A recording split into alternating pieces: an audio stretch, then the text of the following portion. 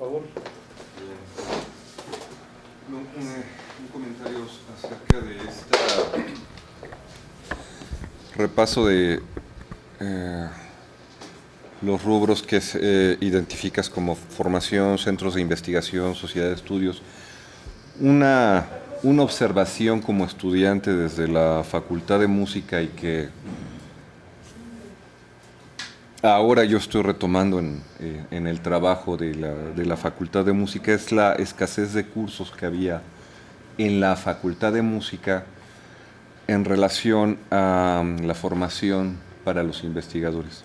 Por ejemplo, en el año 2003, por el Departamento de Investigación de Superación Académica, me parecía que era el doctor Rolando que invitó a Anthony Seeger, pero de ahí, tratando de hacer un plan para acceder a más cursos, pues ya no había más.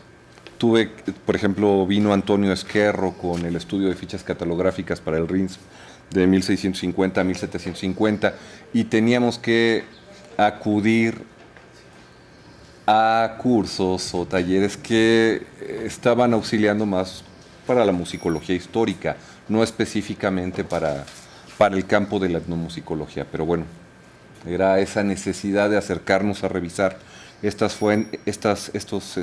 cursos. Y de ahí, pues, regresa después Rolando Pérez con un curso de música y religiones del Caribe y nada más, o sea, eran demasiados escasos. Entonces, había que buscar más allá, y ese más allá era a través en la Fonoteca de Lina, con el foro de música tradicional de Benjamín Muratalla, pero también parecía que los alumnos de la facultad no queríamos salir, ¿no?, del circuito de Coyoacán.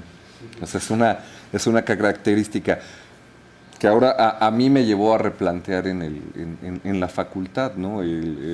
A partir de porque también el Departamento de Educación Continua pues es una moda o una necesidad. Perdón, Alfredo dirige el Departamento de Educación Continua en la Facultad de Música. Entonces, es una consecuencia de los departamentos de educación continua y también por esta necesidad autogestiva, por falta de presupuesto y todo lo demás, en un replanteamiento para equilibrar la oferta académica, que es, o sea, la capacitación para la pedagogía musical, la capacitación para la gestión musical, que también estaba escasa en la facultad, darle continuidad a lo mismo que era la actualización para la ejecución y la composición, lo de siempre, la sensibilización para formación de públicos y un rubro que apenas estamos ahí tratando de levantar, que es formación para la investigación, que uno de los que se desprende ahí es el Congreso de Etnomusicología, que estamos organizando, un diplomado para la gestión legal de proyectos musicales, que estamos junto con Edwin, que es un enfoque desde la sociología de la música para abogados, donde tratamos de sensibilizarlos para que repiensen el objeto de estudio, en este caso económico para ellos, ¿no? Bueno, o sea, pero en general, o sea, vemos ahí que había una escasez en ese tipo de cursos complementarios y eso pues para nosotros era importante porque no lo tuvimos como estudiantes y ahora, bueno, parece que hay un poquito más opciones desde diferentes esfuerzos de otros departamentos, ¿no? También por el lado del enfoque del etnomusicólogo como docente, bueno, yo quiero comentarte que pues tenemos ya también aquí 8 años de experiencia precisamente porque hay una necesidad económica, ¿no? Al estar estrechos los puestos dentro de la investigación, bueno, una alternativa es la docente, pero estuvimos en una reunión con etnomusicólogos en la Facultad de Música, que fue muy grato ver cierta madurez en ellos a la hora de hacer los planteamientos, pero también noté un desdén hacia el quehacer como docente, como si fuera una cuestión menor. Y yo quisiera hacer notar aquí que varios etnomusicólogos están haciendo trabajos notables, precisamente porque se desprenden desde la academia, desde la música. Y es decir, que tienen un contacto primero al acercarse a cualquier nivel de puede ser primaria básica, secundaria, o sea, educación básica o elemental, porque la perspectiva cambia al mostrarse con un enfoque para aprender desde la cultura de ellos. Entonces es notable que, y también tiene que ver, es muy importante ver que muchos etnomusicólogos están trabajando primero en escuelas privadas, donde se permiten los mecanismos para crear programas de música un poquito más ambiciosos que los de las escuelas públicas, que existen por las escuelas públicas, porque la Secretaría de Educación Pública, por ley, mantiene que debe haber por lo menos 45 minutos a la semana, a comparación de español, y que son 8 horas, ¿no? O sea, hay también una concepción desde ideología desde el gobierno, pero bueno, existen esas posibilidades y que el etnomusicólogo puede combatir de ahí desde los conceptos de el folclore, los grandes nombres de los compositores musicales, y tienen o sea, cuando nos toca a nosotros coordinar estos colegios, es una garantía que ofrece más la etnomusicología y que supera desgraciadamente muchos puntos en el plan de estudios de la educación musical. Pudimos presentar una ponencia en la UACM que trató sobre música y educación, y bueno, cuando revisamos los programas del plan de estudios, los perfiles y los discursos a través de entrevistas de los educadores musicales con respecto a los etnomusicólogos, y que, bueno, pues un reflejo de eso tú lo tuviste cuando diste la clase de organología para los profesores en un diplomado de ampliación y profundización. Entonces, ese corte es el mismo, o sea, la música desde los compositores. Y eso que dicta, pues ya crea un choque entre la gente. Entonces se vuelve muy confiable trabajar con un etnomusicólogo porque permite una horizontalidad, tienen el ejercicio de la escritura para la planeación de clases, que también es un ejercicio importante. Entonces es un comentario de niveles.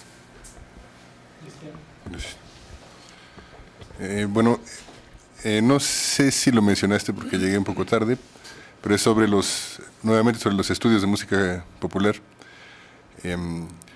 La lista que mencionaste al final de los textos, si no me equivoco, dijiste que son como de alguna forma los más relevantes textos, trabajos recientes, ¿no? Si te fijas, no hay ninguno de música popular. Creo que es un factor importante tomarlo en cuenta, a lo mejor como ampliar más, tal vez desde en dónde se está trabajando, porque desde la ENA, desde la UAM, incluso la UACM se están haciendo muchos trabajos desde antropología de la música, sociología de la música, que están trabajando, si bien se siguen trabajando casos de música tradicional, hay muchos que se están haciendo sobre música popular, muchos que no lleguen a publicarse, como decías, ya como libros, como una publicación que haya el interés de apoyar esos trabajos, pues a lo mejor impide un poco que se difunda esos trabajos, pero a nivel de tesis sí se están haciendo muchos trabajos. Por ejemplo, el compañero Alan organiza un foro de sociología de la música en la UAM Azcapotzalco, y un gran porcentaje de las ponencias es de música popular, ¿no? Entonces, en ese sentido me gustaría preguntarte, ¿cómo podríamos hacerle, o sea, qué estrategia podríamos utilizar en el desarrollo de la musicología en México para poder desfragmentar un poco la musicología, la etnomusicología, la antropología de la música, la sociología de la música, o sea, si bien no unificar ni homogenizar las visiones, poder desfragmentar, ¿no?, justamente el desarrollo de los estudios sobre la música desde todos estos enfoques, ¿no? En ese sentido, como ver en qué lugar podríamos estar en relación a nivel global, ¿no? Veo las etnomusicologías en otros países, no está tan fragmentado eso, ¿no? O sea, este ejemplo de la música popular no es aparte ni ajena a la musicología de Estados Unidos, por ejemplo, ¿no? Entonces, pues por ahí es la pregunta. ¿Quién sigue? Por favor. Hola, Carlos, gracias por la invitación. Entonces, esa cuestión de la UNESCO, ¿no? Yo soy vicecoordinadora del grupo de etnomusicología. No toco solamente la puerta, pero nosotros allá ya tenemos alumnos que hicieron sus maestrías en política pública para música popular. ¿Qué pasa con eso? é que nós, há uns 4 anos, começamos a levar a ABET a necessidade de entender que os músicos populares têm que fazer política. Não a politiqueria, como vocês dizem acá, nós outros chamamos lá de politicagem. Que é essa coisa de um deputado que vem e te dá uma pelota que forma um time, uma equipe de futebol. Não, nós outros somos seres políticos. Pelo tanto, a etnomusicologia tem que formar alunos que são treinados para exercer cargos públicos. Então, nós acabamos de ter a defesa de um aluno que estudou a política, a influência da política na música de carnaval de sua cidade. E não temos dúvida que, mais dia menos dia, esse senhor vai ser um secretário de cultura. Pero com toda esta informação e esta formação, vai ser um excelente secretário de cultura.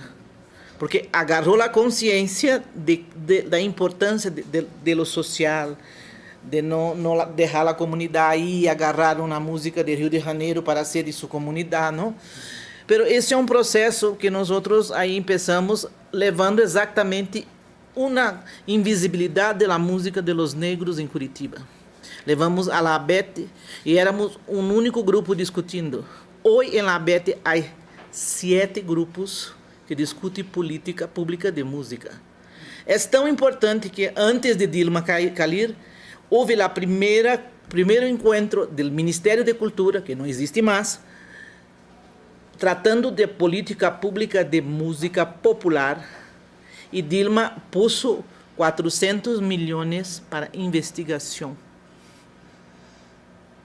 Então, aí miren a importância de ter grupos organizados, não? Os investigadores aí estão. Nós temos um aluno que não entrou na maestria, mas há 3 anos que está estudando exatamente isso, a formação do pensamento etnomusicólogo de Brasil. Já a investigação já está lista, é um alemão, então já está muito adelantado. E nisso estamos allá, né? Aqui, eu estou aqui estudando exatamente um pós-doutoral em política pública de música popular.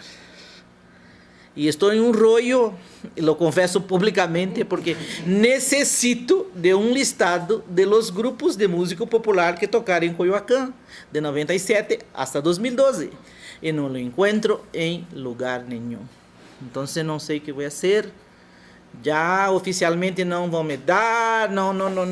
Depois falamos disso. Mas queria registrar isso, essa importância de crescer junto.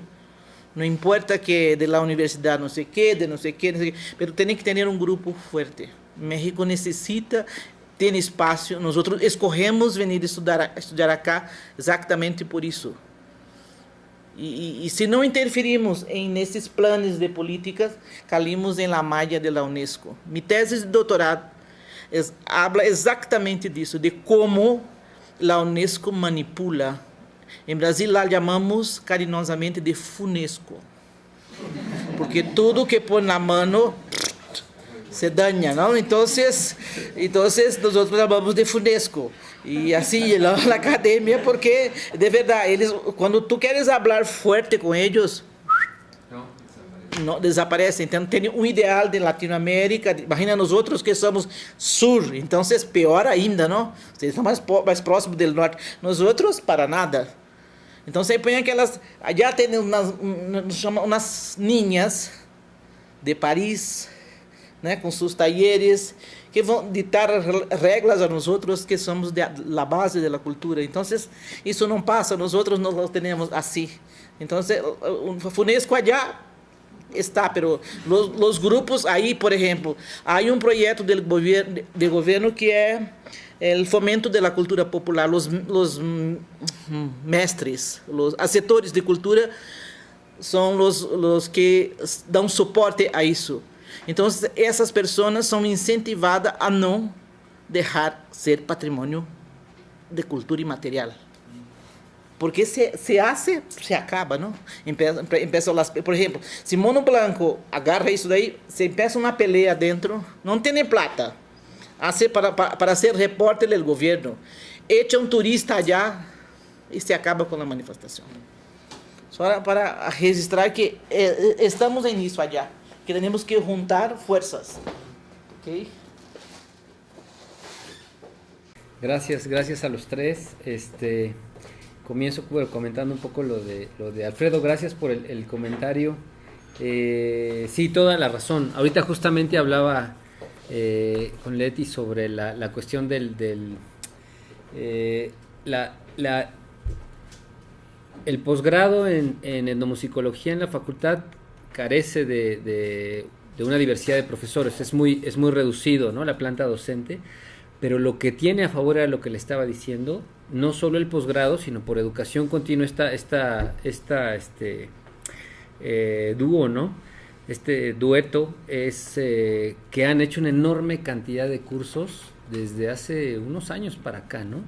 Y eso le ofrece muchísimo potencial a la escuela. De hecho, yo he conocido a uno que otro alumno que viene de Sudamérica casi que por los cursos que se dan acá, porque la UNAM tiene el dinero para poder traer gente, ¿no?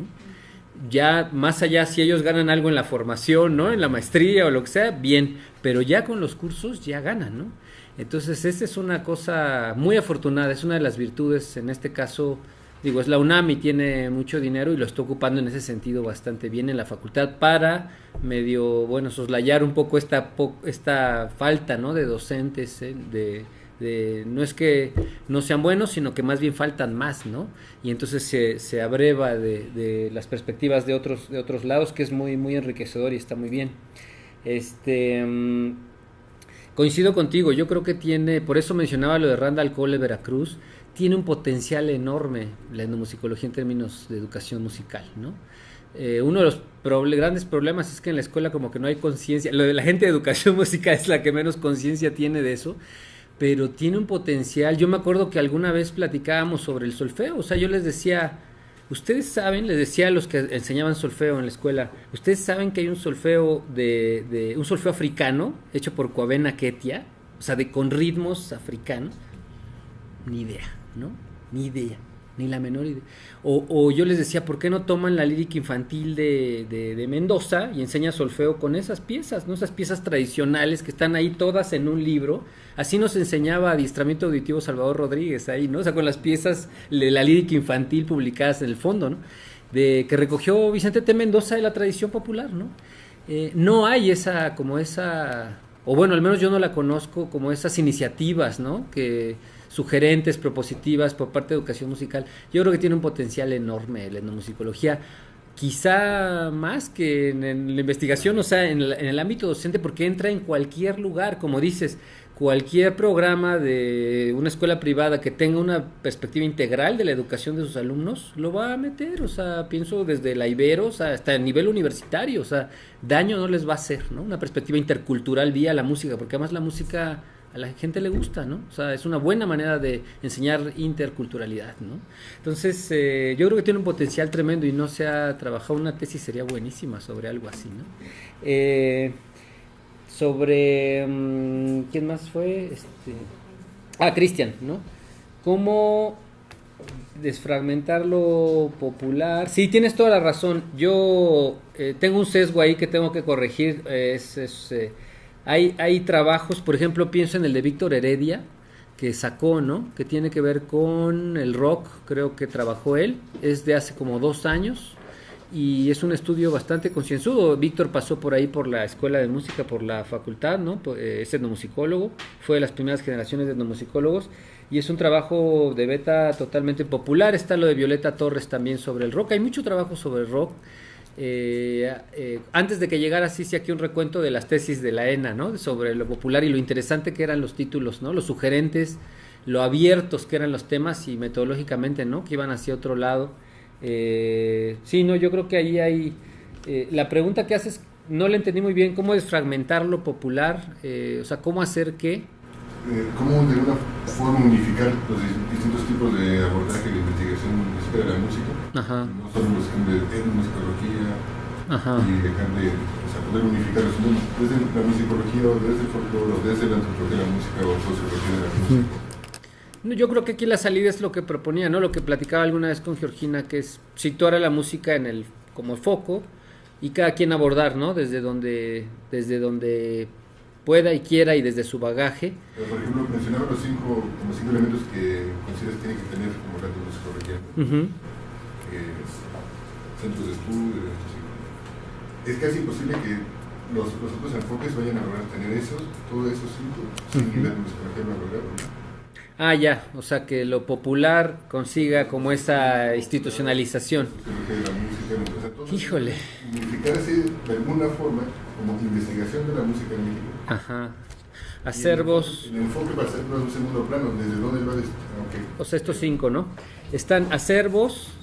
Fíjate, acervo es que no hay nada. El mejor acervo, fíjate, es interesante, la pregunta es buena. El mejor acervo de música popular lo tenían, que hasta donde yo sé, en México, lo tenían Dueñas y Escalante, 2 periodistas, investigadores, que eran fanáticos de la música popular y que tenían un departamento, digo, a mí me decía, había gente que decía que ahí había, no sé, miles de discos de LPs ordenados, o sea, que tenían todo un departamento llenos de LPs y sabían, eran de los que más sabían sobre géneros, así, desde bolero hasta danzón y lo que tú quieras.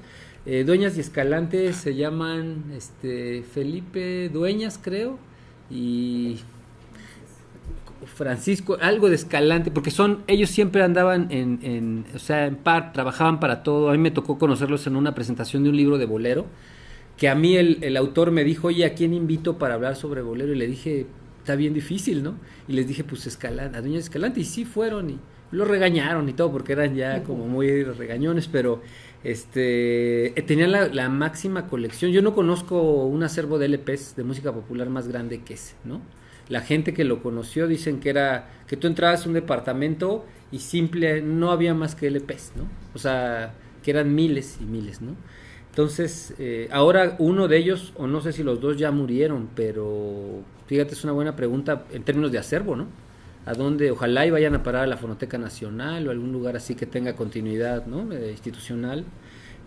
Por ejemplo, en lo popular, ¿no? Yo creo que muchos de los acervos de música popular están en manos de particulares, ¿no? O sea, yo te apuesto que el mejor acervo de rock ha de estar no sé, en casa de Jorge Velasco. De Jorge Velasco, ¿no? El de Alain Derbez, el de jazz ha de estar en casa de Alain Derbez. O sea, hay como individuos que tienen, ¿no? Es que es imposible que los estudios de música popular por sí solos logren esos ejes, ¿no? Sí, revistas, por ejemplo, hablábamos de eso, ¿no? El papel que tiene el periodismo en términos de la música popular, ¿no? Que es casi equivalente a la investigación, o sea, y hay grandes especialistas, ¿no? En términos de géneros, o sea, que saben mucho más que cualquier investigador así, ¿no? Acreditado.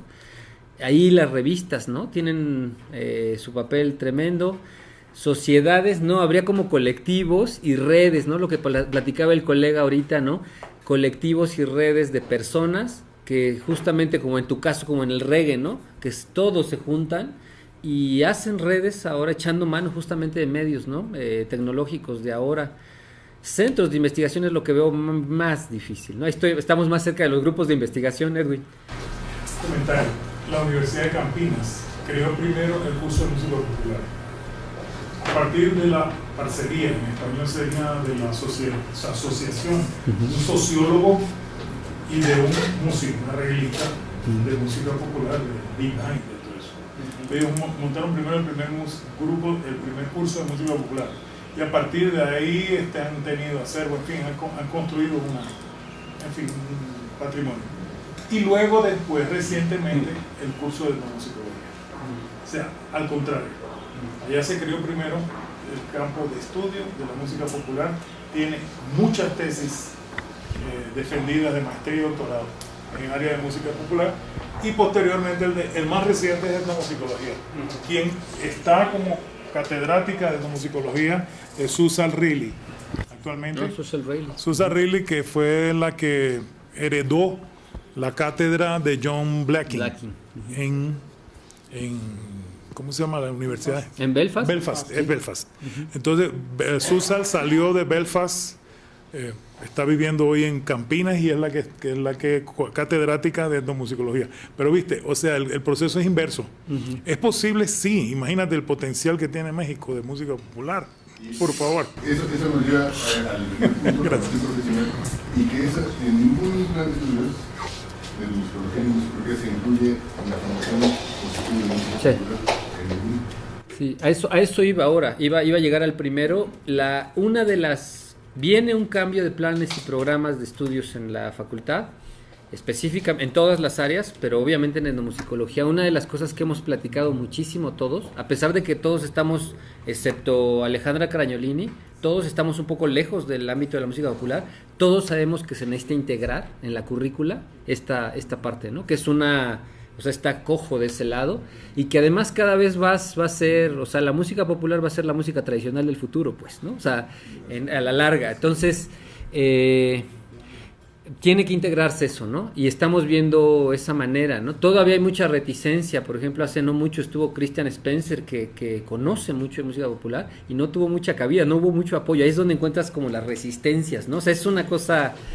que se tiene que trabajar, pero sí, yo coincido acá con Edwin, ¿no? También, en este caso, yo vería más fácil que se integrara a la etnomusicología, o sea, que la etnomusicología abriera su campo, que eso ya está pasando, porque en las tesis se está viendo, ¿no? Hay mucho interés, todos mis alumnos, prácticamente de 10, por ejemplo, que tengo en grupo, 7 tienen interés en la música popular, 2 en la cuestión tradicional y otro en una cuestión histórica, ¿no? Pero a nivel institucional no hay todavía un interés en reconocer eso. Eso está cambiando apenas, ¿no? O sea, le falta todavía, a lo mejor se tarda menos de lo que creamos, de lo que creemos, pero creo que va a ser un gran paso participación, y en eso yo estoy muy interesado en participar en el cambio de planes y programas, ¿no? Que tendría que ser un ejercicio totalmente dialogado, y en el que además tendríamos que invitar a gente de afuera, no solo invitar a profesores de afuera que estén avesados en el tema, sino que participen los propios alumnos en el diseño curricular.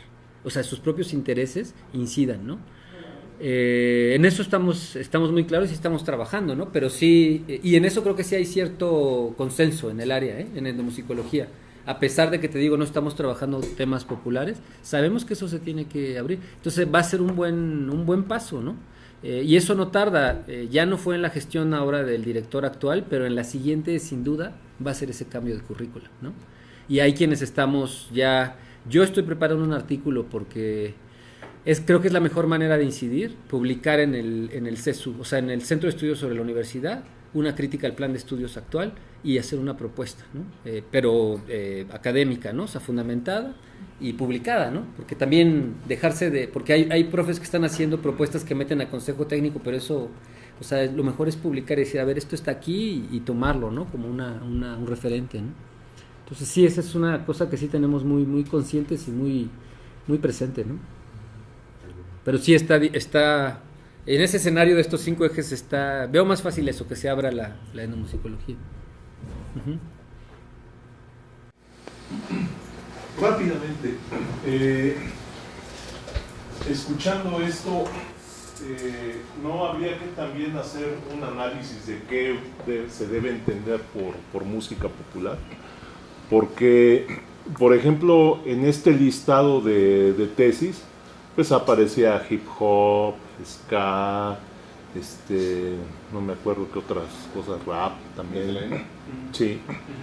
Y sí, pero estaríamos hablando de trabajos pues relativamente contemporáneos o francamente contemporáneos, porque son géneros que siguen impactando. Pero esto puede ser también el momento en que los estudiosos están, por decirlo así, abriendo los ojos, ¿no?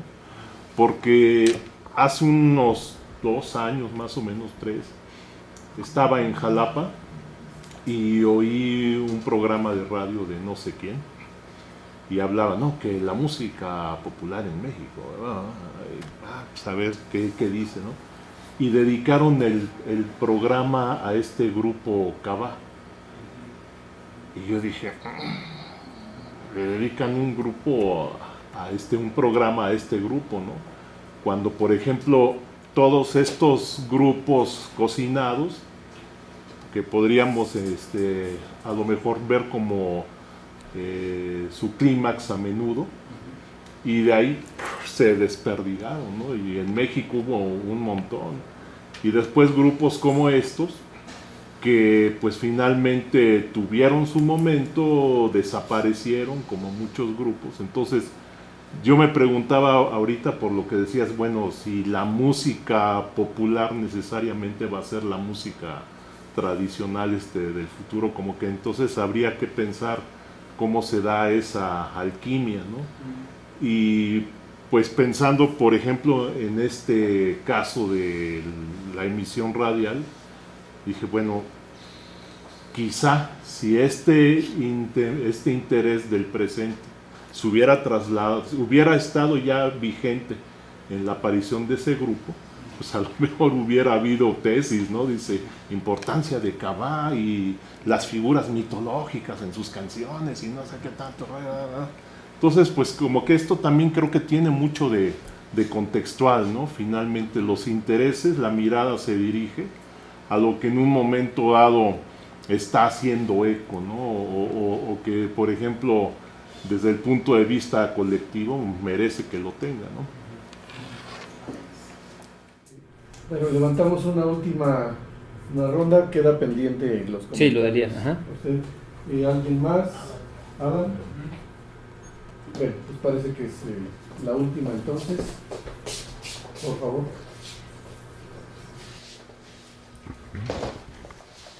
Ahora que comentaban con lo del rock, yo pensaba que van a ir apareciendo o están apareciendo como ciertas prácticas musicales que van a llevar a la antropología, a la etnomusicología, a cuestionar este tipo de, pues los conceptos que han elaborado, ¿no? Y estaba pensando en este texto que ha estado por ahí presentándose en varios lugares que se titula Etnorock. No sé si lo conocen. Y vaya, la palabra misma ya es una amalgama de, por un lado, un género popular por excelencia, el rock, y por otro lado, pues lo que sería la preocupación como de la etnomusicología, que es la música tradicional, ¿no? Yo creo que ahí puede haber una discusión bastante interesante de dónde situamos al etnorock. Conozco, por ejemplo, una chica que está en la ENA que está trabajando con un grupo de rock de series en Punta Chueca, y ellos están tocando rock, es metal, pero están cantando canciones tradicionales. También hay cantos que provienen del ritual, por ejemplo, tiene la aprobación del Consejo de Ancianos para poder interpretar esas canciones. Entonces, ahí uno se podría cuestionar, pues, ¿frente a qué estamos, no? ¿Estamos frente a música tradicional o estamos frente a música popular? También hay, por ejemplo, ya hip hop, reggaetón, o sea, esos géneros que se están haciendo también en lengua, que de alguna u otra manera yo creo que nos van a llevar a replantear como estas categorías así tan rígidas, de un lado lo popular y del otro lado lo tradicional. Yo creo que estamos quizá, todavía no con conciencia, pero estamos presenciando un desdibujamiento, ¿no?, de esas fronteras que pensábamos que eran más o menos rígidas. Sí, gracias. Sí. Lía, perdón. No, totalmente. Y además me quedé pensando mucho en eso, ¿no? Hay maestrías para políticas públicas, para música popular, importantísimo, ¿no? O sea, en este caso, yo tengo esa perspectiva también, pero tengo una perspectiva muy politizada, pues, ¿no?, de esta cuestión. Yo como tú considero que somos seres políticos, ¿no? Sin embargo, la sesión pasada hubo como cierta, pues reticencia, o sea, cierta respuesta a esa perspectiva, ¿no?, de ver las cosas. O sea, mi manera de ver la etnomusicología tiene mucho que ver con un ser muy político, y hay quien piensa que a lo mejor no es la mejor manera de introducir a los alumnos, ¿no? O sea, de darles ese panorama, no lo sé, ¿no? Yo coincido contigo, yo creo que los alumnos no son tontos ni los tenemos que subestimar, y entre más les ofrezcamos una perspectiva crítica, política, de pensamiento, de criterio propio, yo creo que va a ser bueno, por duro que sea la realidad, por a veces pesimista que parezcan las cosas, ¿no?, las perspectivas que uno plantee. Yo creo que es muy importante esto que dices. Yo creo que es muy importante integrarlos a políticas públicas. Ya había oído ya varias veces sobre eso, y creo que puede integrarse totalmente a la currícula de una educación. O sea, y ellos van a estar en un entorno político en el que todo se mide de manera, o sea, si es académico, sí se evalúa el conocimiento, pero también es muy político, o sea, conseguir una plaza, etcétera, tiene mucho que ver con relaciones sociales y política, ¿no? Y uno tiene que tener conciencia, no puede salir siendo un ingenuo pensando que yo soy el gran endomusicólogo y voy a meter mi proyecto y me van a dar una plaza, no, o sea, simplemente no va a pasar, ¿no? O sea, ese pensamiento yo creo que es muy importante, y en el caso de específico de formar a gente para que tenga una postura política como servidor público y que incida de manera social, me parece que es fundamental, porque no muchos, pero varios etnomusicólogos sí han pasado por puestos de como funcionarios, ¿no? Y han sido honestos y han hecho un buen trabajo, pero creo que no les habría venido mal en la formación, una formación en términos de política pública, ¿no? O sea, ya abocarlos, como decía esto, ¿no? En el caso de antropología, dar esta salida de antropología política, etcétera, una etnomusicología que se avece justamente a la promoción, a la política pública, ¿no? A la gestión, que esté más o menos cercana a eso y que no sea ajeno, ¿no?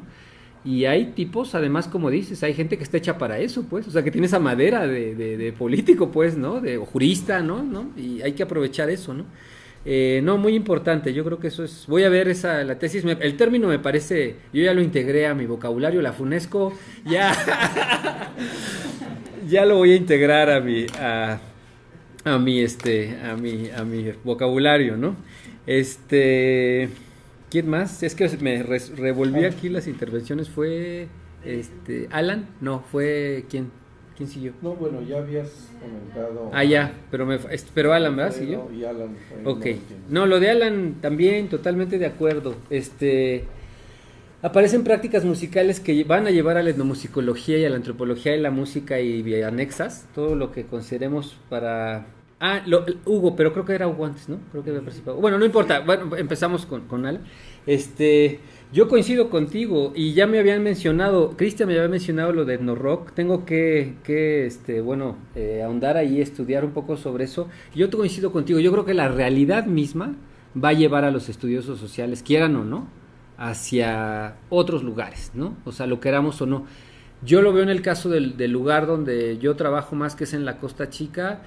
Ahí puedes dividir por generaciones y ya los últimos que portan las tradiciones antiguas, se va a ir esa tradición con ellos. Los jóvenes que están retomando esas tradiciones antiguas, o sea, esto varía, ¿no? De región a región y de circunstancia histórica, etcétera, pero en el caso de la costa se están retomando las tradiciones como emblemas identitarios políticos, más que como las tradiciones que fungen tienen una función sociocultural específica y están insertas en su matriz sociocultural cumpliendo una función, ¿no? El fandango, por ejemplo, de Artesa tiene más una apropiación de los jóvenes en términos políticos, de decir somos negros y esto es nuestro, a que realmente cumple la función del fandango, que era que se conocieran parejas y que hubiera una convivencia, porque esa ya la tienen en otros escenarios, con otras músicas, ¿no? Que suplantaron lo que hacía el fandango de Artesa. Entonces eso va a ir cambiando, creo que van a ir tomando más cariz, al menos en el caso de la costa, en el plano de lo profano, digamos, de las músicas profanas, no las rituales y sagradas, en el plano de las festivas, van a tomar un cariz más como de emblemas, se van a conservar, pero más como emblemas, creo, en el caso de la costa. Todas las rituales siguen y han tenido una continuidad y por eso nunca han acabado, nunca han sido suplantadas por otras tradiciones, porque tienen una función ritual que todavía sigue muy vigente. Por ejemplo, la danza de diablos en la Costa Chica sigue cumpliendo sus funciones en el Día de Muertos de una manera impresionante, y los niños chiquitos los ves vestidos de diablos, hasta los mayores, o sea, tiene una vitalidad tremenda porque está más asociada a la cuestión ritual. En cambio, todo lo festivo está más sujeto al cambio y a la suplantación, o sea, que llegue una música nueva y lo suplante, ¿no? Entonces, yo creo que hay dinámicas ahí propias de las regiones. Yo también creo que las realidades van a llevar al campo hacia otro lado. A lo mejor se tarda menos de lo que creemos, ¿no?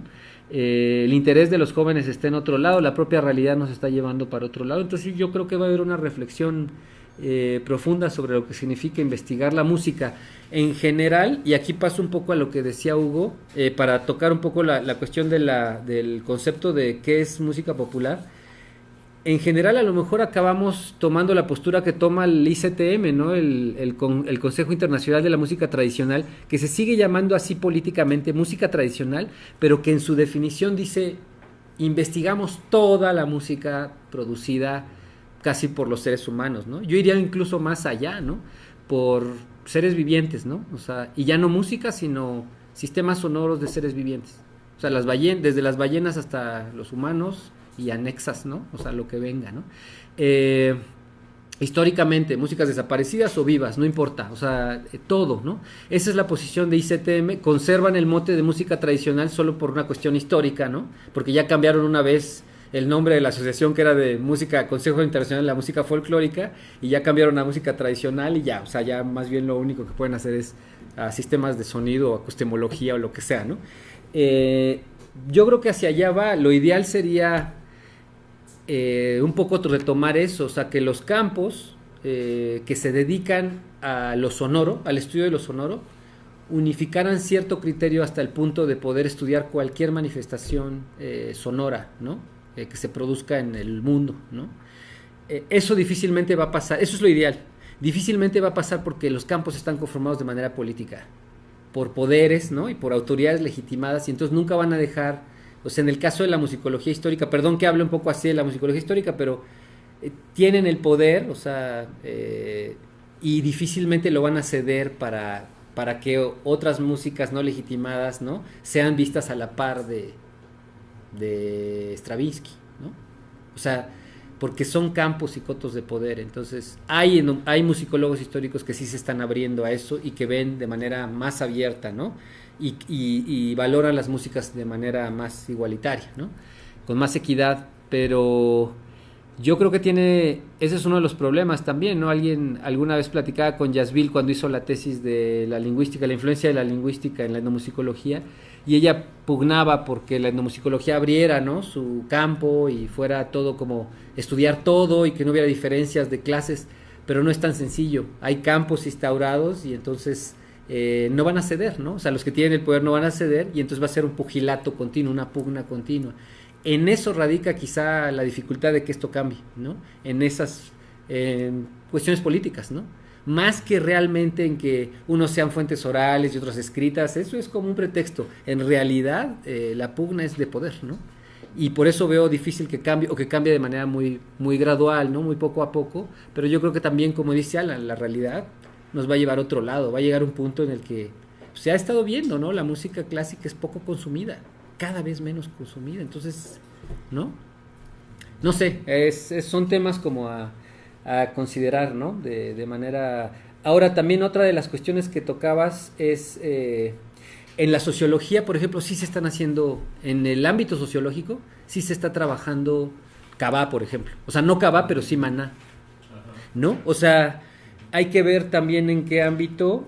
Finalmente, pues todas son producciones musicales, y todas son producciones musicales valiosas, ¿no? Que obedezcan a ciertos criterios estéticos, a ciertos circuitos de consumo o maneras de valorarse, ¿no? Que estén vinculados más a empresas como Televisa, que quizá pueden ser villanos desde muchos puntos de vista. Es otra cosa, ¿no? Pero finalmente son manifestaciones culturales, ¿no? Igualmente valiosas, que desde la sociología sí se están estudiando bastante, por obvias razones, ¿no? La sociología tiende más a ver lo urbano. Habría que ver cómo se están estudiando, ¿no? Son temas como muy interesantes. Ya, porque yo creo que ya me colgué demasiado. No, en realidad, pues hay bastantes elementos. Estoy seguro que todos tenemos en mente algún comentario, algún aporte, desde luego. Pero bueno, en función de respetar los tiempos, los espacios, te agradecemos, Carlos.